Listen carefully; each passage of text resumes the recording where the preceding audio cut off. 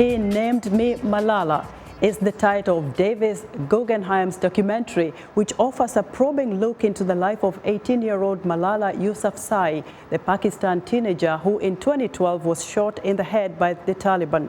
She was targeted for standing up for her right to education in her hometown in Pakistan's Swat Valley. Guggenheim shows how since then Malala has become a symbol, not as a victim of brutal violence, but as a worldwide advocate for girls' education. VOA's Penelope Poulou tells us more. There is a moment when you have to choose whether to be silent or to stand up. On October 9, 2012, Malala Yousafzai was shot in the head by the Taliban on her way home from school in Pakistan. Her crime? She believed in her right to education at a time when the Taliban was bombing schools in the Swat Valley. Her wounds were critical. But Malala Yousafzai survived stronger than ever. They shot me on the left side of my head. They thought that the bullet would silence us. I am the same Malala. 1, 2, 3, go.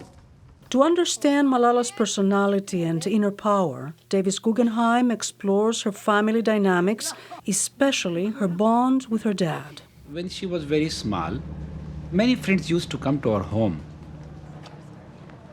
We used to talk about politics, we used to talk about the basic rights, and she used to sit with us. When I was young, I used to listen to him.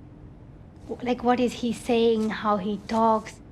Davis Guggenheim says that Malala's life was almost prescribed from the moment her father, himself an activist, named her after a 19th century Afghan folk heroine.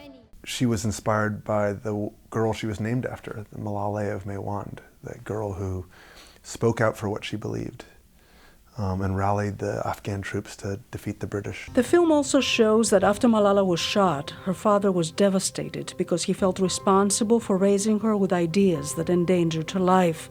But Malala thinks otherwise. My father only gave me the name Malala. He didn't make me Malala. Still, the film raises the question, what formed Malala into the person she is today? I chose this life.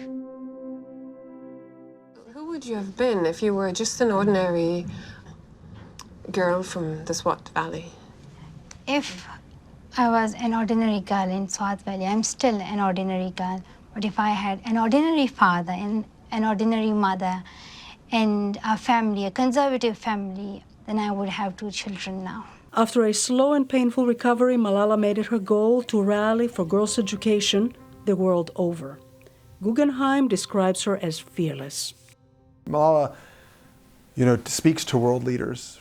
We were in Nigeria when the girls had been kidnapped for a long period of time, and she insisted to sit down with President Goodluck Jonathan and said, "What are you doing about these girls? It's your job to get them released." She met President Obama and asked him about drone strikes. Nobel Peace Prize is to be awarded to Malala Yousafzai. That fearlessness and her message brought her the Nobel Peace Prize in 2014. She has something to teach the world, not just because she was a girl who was shot on the school bus, not just because of her advocacy work, but because she has a very, very deep soul. She's a very spiritual person, and I think she has a strong voice that speaks to a lot of people who are voiceless. I tell my story not because it is unique, it is the story of many girls. We realize the importance of light when we see darkness, the importance of our voice when we are silenced. Let us pick up our books and our pens. They are our most powerful weapons. Penelope Poulou, VOA News, Washington.